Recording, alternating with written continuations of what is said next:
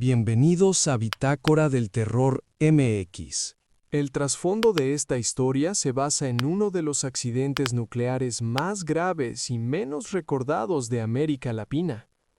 En diciembre de 1983, una unidad de radioterapia de un hospital en Ciudad Juárez fue vendida como chatarra. La máquina contenía 6.000 pellets de cobalto 60, una sustancia altamente radioactiva. El material fue fundido en una fundidora local junto con toneladas de acero, creando varillas de construcción y bases para mesas. Se estima que 6.000 toneladas de varilla contaminada se distribuyeron en al menos 16 estados de México y parte de Estados Unidos. Muchas de esas varillas terminaron en cimientos de unidades habitacionales de interés social construidas en los años 80. Aunque el gobierno intentó recuperar el material, se sabe que cientos de toneladas siguen perdidas en los muros de casas donde la gente vive hoy en día, ignorando que sus paredes emiten una energía invisible y eterna. El departamento 402 del edificio G, en la unidad habitacional Infonavit Tlatlaya, olía a pintura fresca y a una esperanza desesperada. Para Beto y Elena, el lugar era un palacio de 40 metros cuadrados. Beto, que trabajaba turnos dobles en una bodega de calzado en Tepito, se limpió el sudor de la frente con el antebrazo mientras acomodaba la última caja de cartón en la sala. «Está chiquito, pero es nuestro, Elenita», dijo Beto, tratando de sonar más convencido de lo que estaba. Elena, que se ganaba la vida cosiendo uniformes en una máquina Singer que parecía más vieja que el edificio mismo, asintió con una sonrisa cansada. Sus ojos recorrieron las paredes. Eran muros de concreto sólido, de esos que ya no se hacen, con un acabado rugoso que la administración del edificio llamó estilo rústico. Lo que no les dijeron es que el edificio llevaba 10 años abandonado antes de que ellos lo rentaran, por una cantidad sospechosamente baja. Las primeras noches fueron tranquilas, envueltas en el ruido blanco del tráfico de la avenida cercana. Pero al 10º día, el silencio del departamento empezó a sentirse denso. No era un silencio normal, era como si el aire estuviera cargado de estática, esa vibración que sientes antes de que caiga un rayo. ¿No sientes como que se te duermen las manos cuando te acercas a la pared de la cocina?, preguntó Elena una tarde mientras picaba cebolla. Beto no le dio importancia. Atribuyó el hormigueo a la mala circulación por estar tanto tiempo de pie. Sin embargo, esa misma noche, mientras intentaba dormir, escuchó el primer eco. No era un ruido de los vecinos, era un sonido seco, como si alguien estuviera golpeando un metal desde adentro del muro de su cabecera. Tac, tac, tac. Beto pegó la oreja al concreto. El muro estaba inusualmente caliente. No era el calor del sol residual del día, era un calor febril, como si la pared tuviera una infección interna. «Es el salitre, Beto», susurró Elena desde la oscuridad. «Dicen que estas casas tienen mucha humedad». Pero no era humedad. A la mañana siguiente, Elena notó que su máquina de coser empezaba a fallar. El motor se aceleraba solo y en la tela de los uniformes empezaron a aparecer pequeñas quemaduras circulares, perfectas, como si alguien hubiera apoyado un cigarrillo invisible sobre el poliéster. Esa tarde, Beto compró un radio de pilas para tener algo de ruido mientras descansaba. Al encenderlo, no captó ninguna estación de la Ciudad de México. Solo escuchó una frecuencia llena de interferencia, una estática metálica que, si cerrabas los ojos, sonaba a gritos ahogados en un pozo profundo. «Apaga esa madre, Beto», le pidió Elena con la voz temblorosa. «Me está dando dolor de cabeza». Fue entonces cuando lo vieron por primera vez. Elena estaba frente al espejo del baño, lavándose la cara. Por el rabillo del ojo, vio un destello azulado que emanaba de la junta de los azulejos. Un resplandor de un azul neón, eléctrico, bellísimo y aterrador. Cuando intentó tocarlo, sintió una descarga que le recorrió el brazo hasta el pecho. No era electricidad, Era algo que le quemaba desde adentro. Esa noche, el departamento 402 dejó de ser un refugio. El aire se volvió metálico, con un sabor a sangre en la lengua que no los dejaba pasar saliva. Capítulo 2. La imagen en el grano. Pasaron 3 semanas y la normalidad de la pareja se estaba desmoronando. Beto ya no hablaba. Sus encías habían empezado a sangrar sin motivo y se sentía perpetuamente agotado, como si el simple acto de respirar le costara el doble de esfuerzo. Elena, por su parte, había dejado de coser. Sus manos estaban llenas de llagas que no cerraban y su cabello, aquel cabello negro que Beto tanto amaba, se quedaba enredado en el peine por mechones enteros. «Nos estamos enfermando, Beto. ¿Es el agua o el aire?», decía Elena sentada en el suelo de la sala, lejos de las paredes que ahora vibraban con un zumbido constante.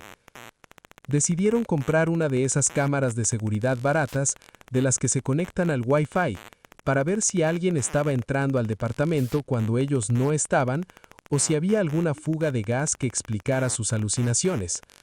Lo que grabó la cámara esa noche no fue a un intruso de carne y hueso. Cuando revisaron el video en el celular de Beto, la imagen estaba saturada de ruido. Eran millones de puntitos blancos que bailaban en la pantalla, como si estuviera nevando dentro de la sala. «Es interferencia», dijo Beto, aunque sus manos temblaban. Pero a medida que avanzaban el video, los puntos blancos empezaron a agruparse, formaron siluetas. En el rincón de la sala, donde la varilla de refuerzo sobresalía un poco por el desgaste del concreto, se veía una figura humana. Era una mancha de estática pura, un hueco en la realidad que tenía la forma de un hombre retorcido, con las manos clavadas en la pared, como si intentara salir de una prisión de cemento. De pronto, la figura en el video giró la cabeza hacia la cámara. No tenía rostro, solo un vacío que emitía un destello azul cobalto. «Beto, mira eso», gritó Elena señalando la pared real de la sala. En el mundo físico no había nadie, pero en la pantalla del celular la figura se despegaba del muro y caminaba hacia donde ellos estaban sentados. Sintieron un frío gélido, un frío que calaba hasta los huesos, seguido de un calor abrasador que les erizó la piel. «No son fantasmas, Elena», susurró Beto, recordando algo que había escuchado en las noticias hacía años. «Es la casa. La casa está hecha de veneno». Investigando en un café internet, con las pocas fuerzas que le quedaban, Beto encontró la verdad. El edificio donde vivían había sido construido con la varilla de Juárez. El material no era solo radioactivo, era un acumulador de agonía. El cobalto 60 tiene una vida media que supera los 5 años, pero su rastro de muerte dura décadas. Los ecos que veían en la cámara eran las impresiones energéticas de los obreros que habían fundido el acero, de los albañiles que habían levantado esos muros y que murieron meses después sin saber por qué. El departamento no estaba embrujado por almas, sino por átomos condenados. Cada vez que ellos tocaban la pared, estaban absorbiendo la memoria de una muerte lenta y dolorosa. Esa noche, al regresar, encontraron la puerta del departamento entreabierta. Adentro, las luces parpadeaban con una furia eléctrica. Las paredes habían empezado a agrietarse, pero de las grietas no salía polvo, sino una luz azulada tan intensa que quemaba las pupilas. «Tenemos que irnos, Elena. Deja todo y vámonos», gritó Beto. Pero Elena no se movía. Estaba de pie frente a la pared de la recámara, con los ojos fijos en el muro. Sus manos estaban pegadas al concreto, y por primera vez Beto vio que la piel de su esposa estaba empezando a volverse translúcida. A través de su carne podía ver sus huesos y los huesos brillaban con ese mismo azul maldito. El aire en el departamento 402 se volvió sólido. Ya no se podía respirar. Se sentía como si estuvieran tragando esquirlas de vidrio caliente. Beto intentó jalar a Elena, pero ella pesaba como si fuera de plomo. «Ya no me puedo ir, Beto», dijo ella con una voz que ya no era la suya. Era una voz coral, miles de susurros metálicos vibrando al unísono. «El metal me reconoce. Soy parte de la estructura. Beto miró a su alrededor. El edificio entero parecía estar cobrando una vida macabra. Los muros se expandían y contraían como un pulmón gigante de concreto. El zumbido se convirtió en un rugido ensordecedor. En las paredes empezaron a aparecer rostros, las caras de otros vecinos que habían pasado por ahí, de familias que simplemente se mudaron de noche y de las que nadie volvió a saber nada. Sus cuerpos no se iban, sus cuerpos se convertían en parte del cemento. La radiación no solo destruía sus células, sino que grababa su esencia en la materia prima del edificio. ¡Suéltala!, gritó Beto, golpeando el muro con un martillo que sacó de su caja de herramientas. Al primer golpe, un chorro de un líquido viscoso y brillante brotó de la pared. No era sangre, era algo parecido al metal líquido. El golpe resonó en todo el bloque de edificios, un eco que fue respondido por gritos similares en los departamentos de arriba y abajo. No eran los únicos. Toda la unidad habitacional era un organismo radioactivo alimentándose de sus inquilinos olvidados. Elena empezó a hundirse en el muro. El concreto parecía ablandarse como lodo solo para recibirla. Beto la sujetó de la cintura, tirando con todas sus fuerzas, pero sintió que sus propias manos empezaban a fusionarse con la ropa de ella y la ropa con la pared. En un momento de lucidez terrorífica, Beto comprendió que si no la soltaba, él también sería un eco más en la interferencia de la televisión de algún futuro inquilino. La luz azul lo cegó. Sintió un dolor indescriptible, como si le estuvieran arrancando los nervios uno por uno con pinzas calientes. Soltó a Elena. Corrió por el pasillo, tropezando con los escombros que caían del techo. Las escaleras se retorcían bajo sus pies. Al llegar a la planta baja, vio a otros vecinos saliendo, todos con la misma piel pálida, todos perdiendo el cabello, todos con la mirada perdida de quienes han visto el sol de cerca. Beto salió a la calle y no se detuvo hasta que llegó a la avenida principal. Se desplomó bajo una farola, tiritando de frío a pesar del calor de la noche mexicana. Meses después, el edificio G fue clausurado por fallas estructurales. El gobierno puso sellos de seguridad, pero no de protección civil, sino de la Comisión Nacional de Seguridad Nuclear. Beto ahora vive en un albergue en las afueras. Ha perdido 3 dedos de la mano derecha, y los médicos no saben explicar por qué su sangre tiene niveles tan altos de metales pesados. A veces, cuando no puede dormir, Beto saca su viejo celular, el único que no se fundió esa noche. Abre el video de la cámara de seguridad que aún vive en la nube. En el video ya no se ve el departamento, solo se ve una mancha azul infinita, y en medio de esa luz hay una figura sentada frente a una máquina de coser invisible. La figura se detiene, mira a la cámara y levanta una mano llena de llagas, saludando a través del ruido, atrapada para siempre en los ecos de cobalto de una casa que nunca debieron habitar. Beto apaga el celular, pero el brillo azul se queda grabado en sus pupilas, un recordatorio de que en México hasta las paredes tienen memoria, y algunas memorias son letales. El aire en el departamento 402 se había vuelto pesado, casi masticable. No era el smog habitual que bajaba de la zona industrial de Xalostok, ni el olor a drenaje viejo que a veces subía por las tuberías del Infonavit. Era un aroma seco, metálico, como si alguien estuviera limando fierro justo detrás de tus orejas. Para la tercera semana, la emoción de Beto y Elena por su primer cantón se había podrido, transformándose en una paranoia silenciosa que llenaba cada rincón de los escasos 40 metros cuadrados. Beto llegó esa tarde arrastrando los pies. El turno en la bodega de calzado se le había hecho eterno. Sentía una punzada sorda en la base del cráneo, un dolor que no cedía ni con las aspirinas que se pasaba sin agua. Al entrar, encontró a Elena sentada en el banquito de la cocina, con la mirada perdida en la pared de azulejos amarillentos. «¿Qué onda, Elenita? ¿Ya comiste?», preguntó Beto dejando las llaves sobre la mesa de formica. El tintineo del metal contra la mesa le provocó un escalofrío que le recorrió la columna. Elena no contestó de inmediato. Se rascaba compulsivamente el antebrazo. Tenía la piel enrojecida, como si se hubiera quedado dormida bajo el sol de mediodía en pleno zócalo. Pero la luz del departamento era mortecina, apenas alimentada por un foco ahorrador que parpadeaba con un ritmo errático. «Siento que me caminan hormigas por dentro», Beto, susurró ella sin mirarlo. Y la máquina, la Singer, ya no quiere, se traba. Le puse aceite, la limpié, pero en cuanto la prendo, el motor empieza a chillar como si estuviera moliendo vidrios. Beto se acercó a ella y le puso una mano en el hombro. Sintió que la piel de su esposa estaba inusualmente caliente, una fiebre local que emanaba de sus poros. Es el estrés, flaca. Mañana descansamos. Vamos a echarnos unos tacos aquí a la esquina y nos despejamos. Este encierro nos está volviendo locos. Pero la verdad era que ninguno de los dos quería salir. No era flojera, era una debilidad que les pesaba en los huesos, una lasitud que los obligaba a quedarse ahí, pegados a esos muros que parecían susurrar cuando ellos guardaban silencio. Esa noche, la televisión, una de esas cuadradas que Beto había rescatado del tianguis de San Felipe, empezó a comportarse raro.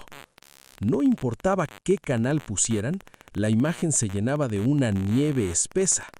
No era la interferencia normal de una mala señal de antena, era un ruido visual orgánico, puntos negros y blancos que formaban patrones espirales, como si el vacío mismo intentara decirles algo. Ya se descompuso esta madre, gruñó Beto dándole un golpe seco al aparato. Por un segundo la imagen se aclaró. En la pantalla no apareció el noticiero ni la novela. Apareció el interior de su propia sala. Era un reflejo exacto, pero en blanco y negro, saturado de una luz granulada. En la toma, Beto y Elena estaban sentados en el sillón, pero detrás de ellos, pegada a la pared de la recámara, se distinguía una mancha. Era una sombra más oscura que el resto, una silueta humana que parecía estar fundida con el concreto, estirando los dedos hacia la nuca de Elena. Beto saltó del sillón, desconectando la tele de un tirón. El silencio que siguió fue absoluto, roto solo por el zumbido de sus propios oídos. «¿Viste eso, verdad?», preguntó Elena con la voz quebrada. «Fue un reflejo, Elenita, una falla de la señal. Ya sabes que estas teles viejas agarran cualquier onda». Pero Beto sabía que mentía. Sus manos temblaban tanto que tuvo que esconderlas en los bolsillos de su chamarra. Para quitarse el miedo, decidió instalar la camarita de seguridad que había comprado por internet semanas atrás por si los rateros. La configuró con el Wi-Fi del vecino, que se robaban con una clave compartida, y dejó el celular grabando toda la noche sobre la mesa. Lo que siguió fue una vigilia de pesadilla. Ninguno de los dos pudo dormir. El calor en el cuarto se volvió insoportable. Beto se quitó la playera y vio con horror que en su pecho habían aparecido pequeñas manchas color púrpura, como moretones que no recordaba haberse hecho. Elena, por su parte, empezó a perder mechones de pelo sobre la almohada. No era una caída natural, el cabello simplemente se desprendía de su cuero cabelludo como si las raíces hubieran decidido rendirse. A las 3 de la mañana, el efecto fotoeléctrico llegó a su clímax. En la oscuridad total del departamento, las esquinas de los muros empezaron a emitir una luminiscencia azulada. No era luz que iluminara, era una luz que devoraba las sombras, un resplandor de Cherenkov que solo ocurre en presencia de una radiación masiva. «Beto, la pared está brillando», dijo Elena señalando la grieta que cruzaba el techo. Beto tomó el celular para revisar la grabación en vivo. La pantalla estaba hirviendo en puntos blancos. Los fotones de alta energía estaban golpeando directamente el sensor de la cámara, creando una tormenta de estática. Y ahí, en medio del ruido, la silueta se había movido. Ya no estaba en la pared, estaba de pie junto a la cama. En el video, la figura de estática se inclinaba sobre Elena. No tenía ojos, pero se sentía su mirada, una presión fría que congelaba el alma. La figura metió una mano hecha de luz azul y granos negros, dentro del pecho de Elena. En la realidad, Elena soltó un gemido ahogado, arqueando la espalda, con los ojos en blanco. «¡Elena, reacciona!», gritó Beto sacudiéndola. Cuando ella abrió los ojos, sus pupilas estaban dilatadas al máximo, reflejando el azul neón que emanaba de las paredes. «Dice que tienen hambre, Beto», susurró ella con una voz mecánica.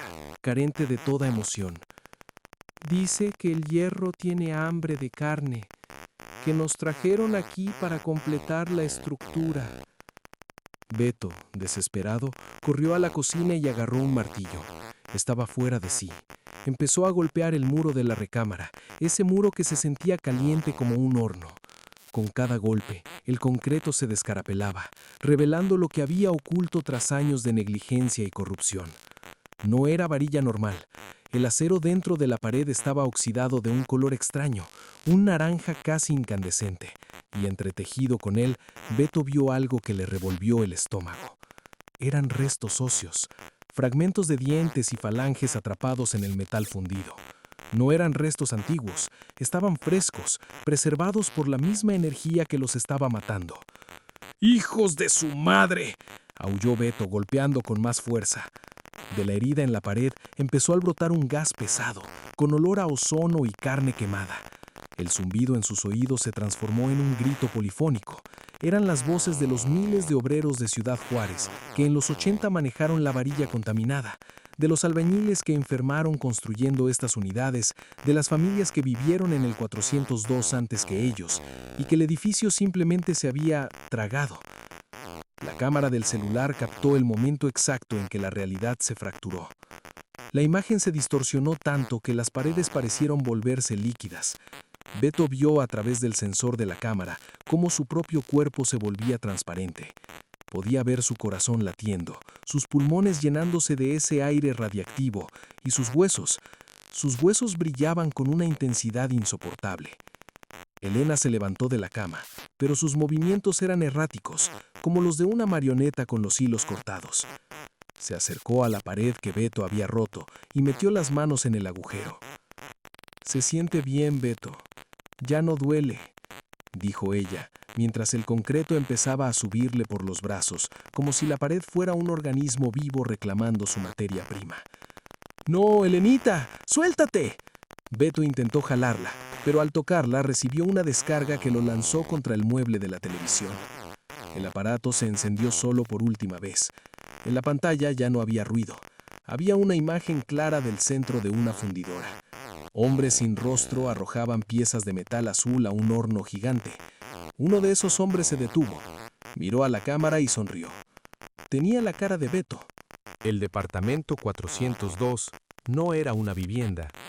Era un contenedor, un vertedero de almas y átomos que el sistema había decidido ocultar bajo el nombre de interés social.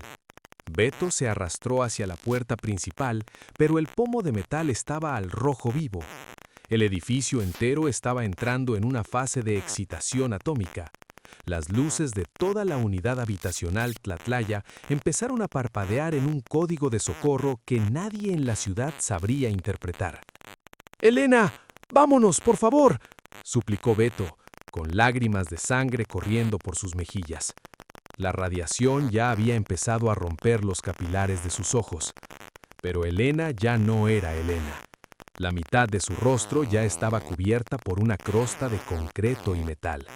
Sus ojos, antes llenos de amor y cansancio, ahora eran dos esferas de luz azul cobalto que miraban hacia un infinito de agonía industrial. «Corre, Beto», dijo la mitad humana de su boca. «Corre antes de que el acero te encuentre a ti también».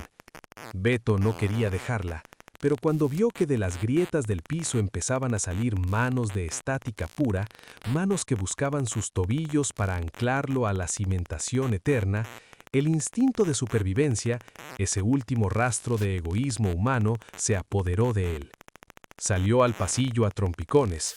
El corredor del cuarto piso parecía extenderse kilómetros. Las puertas de los otros departamentos estaban cerradas, pero de todas emanaba ese mismo zumbido, ese mismo brillo azul. No estaban solos en su tragedia. Todo el bloque era una fosa común vertical, una batería humana alimentando una ciudad que caminaba sobre cadáveres radiactivos. Al llegar a las escaleras, Beto miró hacia atrás una última vez. La puerta del 402 se cerró de golpe, pero no por el viento. Se cerró porque la estructura misma del edificio se selló, absorbiendo a Elena en sus entrañas, convirtiéndola en el nuevo refuerzo de un muro que nunca dejaría de emitir su eco de muerte. Beto bajó los escalones de 3 en 3, sintiendo que sus dientes se aflojaban en sus encías con cada paso. Al salir al aire frío de la noche, se desplomó en el asfalto del estacionamiento. Miró hacia arriba, al edificio G. Desde afuera se veía normal, una mole de cemento gris bajo la luna de la CDMX. Pero si entrecerrabas los ojos, podías ver un aura azulada envolviendo el 4º piso y en la ventana del 402 una pequeña silueta de estática moviendo una mano, despidiéndose desde el grano de una imagen que nunca se borraría. Beto vomitó un líquido oscuro y metálico sobre el pavimento. Estaba vivo, pero sabía que la casa ya se había quedado con lo mejor de él. Había escapado de las paredes, pero el cobalto ya corría por sus venas, una mecha lenta que terminaría el trabajo que el edificio había comenzado. El Hospital General de Zona no olía a medicina, olía a abandono. Para Beto, los 6 meses que siguieron a la noche del departamento 402 fueron una neblina de dolor sordo y trámites burocráticos que no llegaban a ningún lado. Estaba sentado en una silla de plástico rígido, esperando un diagnóstico que ya conocía en su interior, pero que ningún médico se atrevía a poner por escrito en una receta oficial. Señor Roberto, los estudios de médula salieron inconclusos, le dijo un doctor joven, sin mirarlo a los ojos, escondiendo las manos en las bolsas de su bata blanca. Vamos a recetarle unos suplementos para la anemia. Es por la mala alimentación, el cansancio acumulado. Beto quiso reírse, pero el esfuerzo le provocó una punzada en las encías. Sabía que el doctor mentía. Lo veía en la forma en que el personal de enfermería se alejaba de él cuando pasaba, como si pudieran oler la descomposición invisible que llevaba en los huesos. No era anemia, no era el cansancio de la bodega, era que su cuerpo se estaba convirtiendo en un desecho industrial. Sus dedos, o lo que quedaba de ellos, estaban vendados. La piel se le había caído a pedazos, revelando una carne de un color grisáceo que no sangraba como la de los demás. A veces, en la oscuridad de su cuarto en el albergue, Beto juraba que sus propias manos emitían un débil resplandor azulado, el mismo color de los ojos de Elena antes de ser devorada por el muro. El regreso al vacío. Beto no podía morir en paz sin saber qué había pasado. Una tarde de octubre, cuando el cielo de la Ciudad de México se tiñó de un naranja sucio por la contaminación, tomó un camión de regreso a la unidad habitacional Tlatlaya. Sus pasos eran lentos, apoyado en un bastón de madera que le quedaba grande. Cada movimiento le recordaba que sus articulaciones se estaban calcificando con un material que no era calcio, sino algo más denso, más frío. Al llegar a la unidad, lo primero que notó fue el silencio. No era el silencio de un lugar tranquilo, sino el silencio de un cementerio. El edificio G estaba rodeado por una malla ciclónica nueva, reforzada con alambre de púas. Había letreros amarillos con letras negras que no decían peligro, radiación, sino inmueble con daño estructural, prohibido el paso. El gobierno, en su infinita capacidad para el eufemismo, prefería admitir que el edificio se caía a aceptar que el edificio estaba envenenado. Beto se coló por un hueco en la malla que los recolectores de cobre habían abierto semanas atrás. Mientras cruzaba el patio, vio los juguetes olvidados en el parque, una bicicleta oxidada, una pelota desinflada. Todo estaba cubierto por un polvo fino y brillante que parecía no ser afectado por el viento. Subir las escaleras fue un calvario. En el segundo piso tuvo que detenerse a escupir sangre. El sabor metálico era ahora su única compañía. Al llegar al cuarto piso, el aire cambió. Ya no era el oxígeno de la ciudad, era ese ozono pesado, esa vibración que le hacía castañar los dientes. La puerta del 402 no tenía sellos de clausura, estaba simplemente cerrada, pero la madera se veía carbonizada desde adentro, como si hubiera resistido un incendio que nunca produjo humo. «Elena», susurró Beto pegando la frente a la madera. Sintió la vibración de inmediato. El muro no estaba muerto. El edificio seguía respirando con ese ritmo atómico de milenios. Al empujar la puerta, ésta cedió sin resistencia. El interior del departamento era un museo de la nada. Los muebles que dejaron atrás estaban ahí, pero cubiertos por una capa de cristales diminutos que brillaban bajo la luz de la tarde. La televisión seguía en el suelo, con el cristal de la pantalla fundido hacia adentro, formando una lente opaca. Beto caminó hacia la recámara. El agujero que él mismo había hecho con el martillo seguía ahí, pero los bordes se habían curado. El concreto había crecido hacia adentro, cerrando la herida como si fuera tejido sal. Pero lo más aterrador no era el muro, sino lo que sobresalía de él. A la altura del hombro, una forma delicada se distinguía en el relieve del cemento. Era el contorno de una mano pequeña, con los dedos largos que solían manejar la máquina de coser con una destreza casi mágica. Beto extendió su mano vendada y tocó el muro. En ese instante, el departamento cobró vida. La frecuencia de la agonía. No fue un fantasma lo que vio, fue algo peor. Fue una superposición de realidades. Los átomos de cobalto que habían infectado sus células actuaron como un receptor de radio. De repente, Beto no estaba en una ruina abandonada, estaba en una cámara de eco temporal. Vio a Elena, pero no era la Elena de sus recuerdos. Era una entidad hecha de luz granulada, una figura de interferencia estática que se movía a una velocidad distinta a la del tiempo humano. La vio sentada frente al muro, pero sus piernas ya eran parte de la cimentación. Sus brazos se estiraban y se fundían con las varillas de acero, convirtiéndose en el refuerzo que mantenía al edificio en pie. «¿No te fuiste, verdad?», preguntó Beto, aunque sabía que ella no podía oírlo con oídos humanos. La figura de Elena giró la cabeza. Donde deberían estar sus ojos, había dos agujeros negros que emitían un zumbido ensordecedor. El sonido era una letanía de datos, fechas de nacimientos, fechas de muertes, niveles de RADS, temperaturas de fundición. Era la base de datos de una tragedia que el país había decidido ignorar. «Aquí no hay muerte, Beto, solo hay transformación», dijo una voz que vibró directamente en sus huesos, saltándose los tímpanos. «El acero nos reclama porque somos del mismo origen. Polvo de estrellas convertido en veneno por las manos de hombres que no sabían lo que hacían». Beto sintió que sus propias piernas flaquearan. El piso empezó a sentirse blando, como si el cemento estuviera recuperando su estado líquido para darle la bienvenida. Vio que de las grietas del techo empezaban a gotear hilos de un material incandescente. Otros inquilinos empezaron a manifestarse en el aire. El señor del 204, que siempre se quejaba del reumatismo, la señora del 101, que decía que el agua les sabía a fierro. Todos estaban ahí, integrados en la red eléctrica del edificio, convertidos en la energía que alimentaba ese brillo azul. El edificio no era una fosa común, era una planta de energía humana.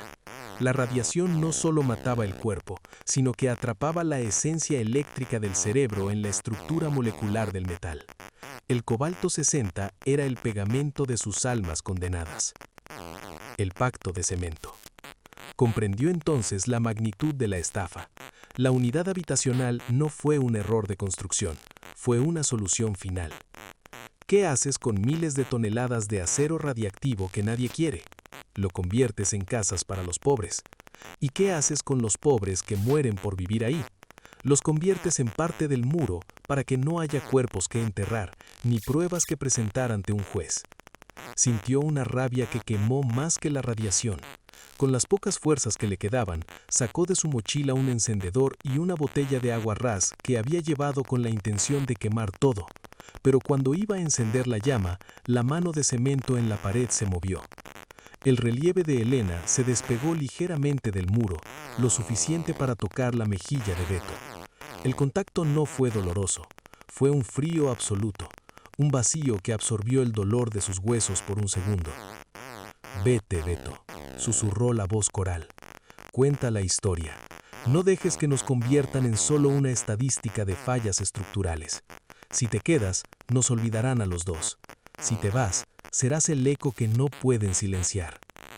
Beto lloró, pero sus lágrimas se evaporaron antes de tocar el suelo. Se dio cuenta de que su papel no era unirse a ella, no todavía. Él era el testigo, el hombre que llevaba el veneno en la sangre para recordarle al mundo lo que el progreso había ocultado bajo el concreto de interés social. Salió del departamento mientras las paredes empezaban a cerrarse definitivamente. El zumbido lo siguió hasta la calle, una frecuencia de radio que nunca abandonaría su cabeza. Epílogo. La ciudad de los ecos. Hoy en día, si pasas por la zona norte de la Ciudad de México, cerca de las viejas fundidoras, verás un bloque de edificios grises, rodeados de vegetación muerta y cercas oxidadas. Los vecinos de las colonias aledañas dicen que no se acerquen ahí, especialmente cuando hay tormentas eléctricas. Dicen que el edificio G brilla con una luz azulada que no es de este mundo y que en las radios de los taxis que pasan cerca se escuchan voces que piden que no los olviden. Beto vive ahora en una pequeña habitación rentada en la periferia, lejos de cualquier estructura de concreto masivo. Vive en una casa de madera y lámina, donde el aire circula libremente. Sus dedos ya no están y su vista se apaga poco a poco, pero cada noche sintoniza una vieja radio de transistores. No busca música ni noticias, busca la estática, porque en medio del ruido blanco, entre los puntos de interferencia, él todavía puede escuchar a Elena, puede escucharla cosiendo un uniforme infinito en una máquina de metal radiactivo, mientras el edificio Tlatelolco espera pacientemente a que los sellos de clausura se caigan para recibir a una nueva generación de inquilinos que solo buscan un lugar donde vivir, sin saber que están entrando en su propio sarcófago. La historia del Cobalto 60 no terminó en 1984. Sigue viva en los cimientos de nuestra ciudad, vibrando en una frecuencia que solo los condenados pueden escuchar. Y mientras haya gente con hambre de hogar y políticos con hambre de olvido, la luz azul seguirá brillando en la oscuridad de nuestras paredes. Gracias por escuchar. Bitácora del Terror, MX. Suscríbete y activa la campana de notificaciones para más historias de terror.